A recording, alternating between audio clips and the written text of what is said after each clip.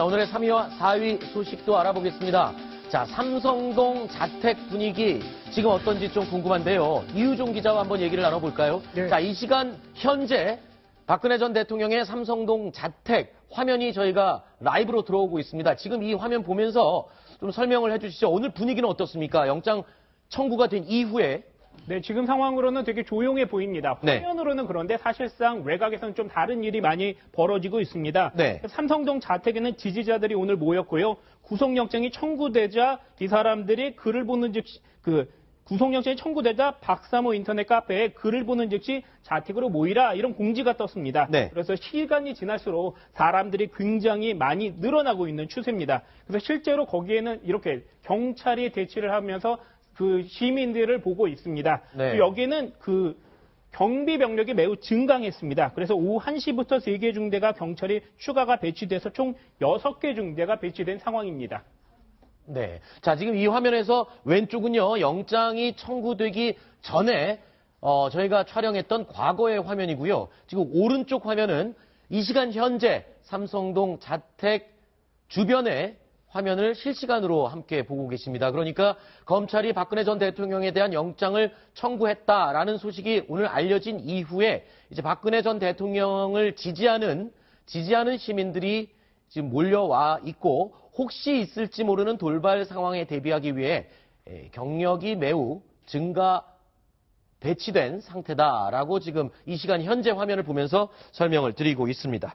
자, 그리고요, 박 전 대통령의 변호인단 측, 자, 영장실질심사에 어떻게 대응하고 무엇을 준비할지도 좀 궁금한데요. 자, 이 순간에는 우리 변호인단 어떤 준비를 하고 있을까요? 뭐가 가장 중요한 포인트일까요? 지금은 이제 박 전 대통령에게 영장이 청구될 수밖에 없었던 상황의 위중함 같은 것들을 설명을 해야 할 것 같고요. 아까 제가 말씀드린 바와 같이 그 검찰이 정확하게 어떤 혐의들까지 포함을 시켰는지를 예측을 해야 되고 거기에 맞춰서 최악의 어떤 상황에 대비한 질문들에 대한 대비를 해야 될 겁니다. 그리고 기본적이지만 영장실질심사라는 것이 어떠한 과정을 거쳐서 진행이 될 것이다. 그리고 어떤 태도를 취할 것이다. 이런 것들을 설명을 아마 하고 있을 겁니다. 네.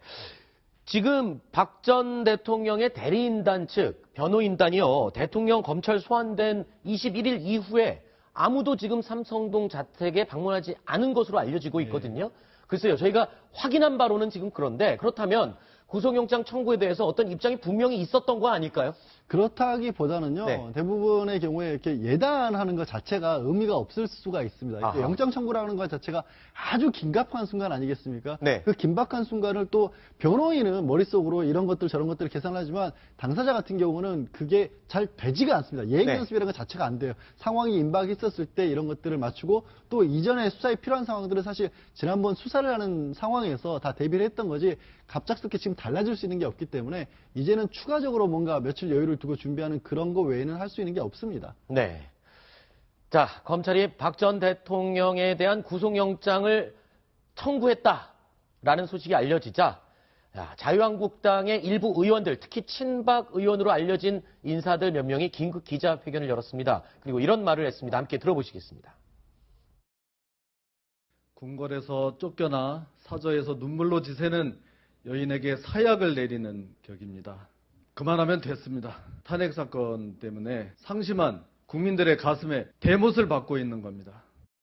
박근혜 전 대통령은 파면이라는 최대 형벌을 받았고 사실상 가택에 유폐된 채로 힘든 나날을 보내고 계십니다. 도주와 증거인멸이 없는 대통령을 포승줄과 수갑에 채워 교도소에 넣겠다는 것은 부관참시와 다를 바 없습니다.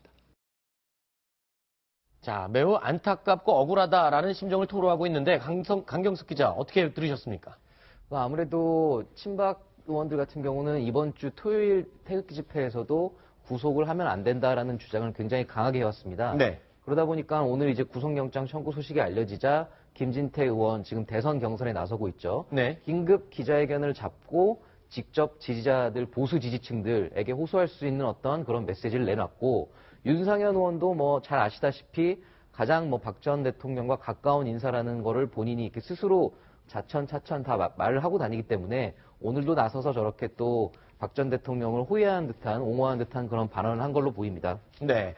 자, 청와대의 반응도 궁금한데요. 지금 청와대 내부 분위기는 어떤 것으로 알려져 있나요? 지금 어떤 얘기들이 흘러나오고 있나요? 뭐 아무래도 크게 예상을 하지는 못했던 것 같습니다. 실제로 오늘 원래 황교안 총리가 기자들과 오찬 간담회를 하게 돼 있었습니다. 네. 그래서 저도 사실 오늘 그 자리에 가게 돼 있었는데 아침 8시 12분경에 문자 메시지가 왔습니다. 네, 뭐라고 왔나요? 국정 현안으로 인해 오찬 간담회를 취소한다. 딱 이 짧은 문자 한 줄이었습니다.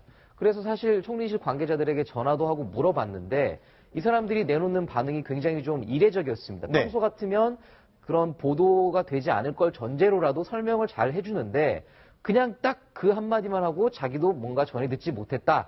그래서 기자들이 추측을 한 게 딱 두 가지였습니다. 하나는 북한의 도발 가능성, 또 하나는 박근혜 전 대통령에 대한 영장 청구 가능성이었는데 결국엔 후자였던 걸로 결론이 난 겁니다. 그렇군요. 자, 그런가 하면요. 정윤의 문건을 작성했던 당사자죠. 자, 박관천 전 경정이 문고리 3인방에 대한 또 새로운 이야기를 꺼냈습니다. 어떤 얘기를 한 거죠? 설명을 해주시죠. 네, 문거리 파동으로 어제 어떤 매체와의 인터뷰에서 나온 건데요. 문건 파동으로 가장 놀란 것은 문고리 3인방일 것이다. 그리고 뱀, 개, 양이었다. 이들의 별명을 이렇게 아주 정확하게 적시했습니다. 누가 개고 누가 뱀이고 누가 양인 겁니까? 그것까지는 얘기를 안 했고요. 네. 그리고 우리가 추측을 할 수는 있는데 네. 뭐 얘기를 할 수는 없겠죠. 하지만 그 문고리 3인방으로 알려진 이재만 등 세 가지 비서관을 저렇게 지칭하는 말입니다. 그렇군요. 자, 그리고 또 문거리 3인방에 대해서 뭐 또 새로운 얘기를 밝힐 수가 있다. 이런 얘기도 한 것 같은데 어떤 내용을 얘기를 하는 겁니까?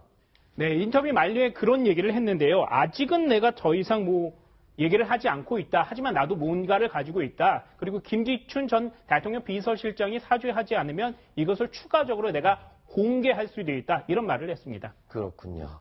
자, 이 내용도 앞으로 벌어지는 상황들을 조금 더 지켜봐야 될 것 같습니다. 여러분, 뉴스탑10 생방송으로 함께하고 계시고요. 이유종 기자는 여기서 인사를 드리고 다음 이어지는 코너에서는 박지원 국민의당 대표를 스튜디오로 직접 초대를 해서 이어가겠습니다.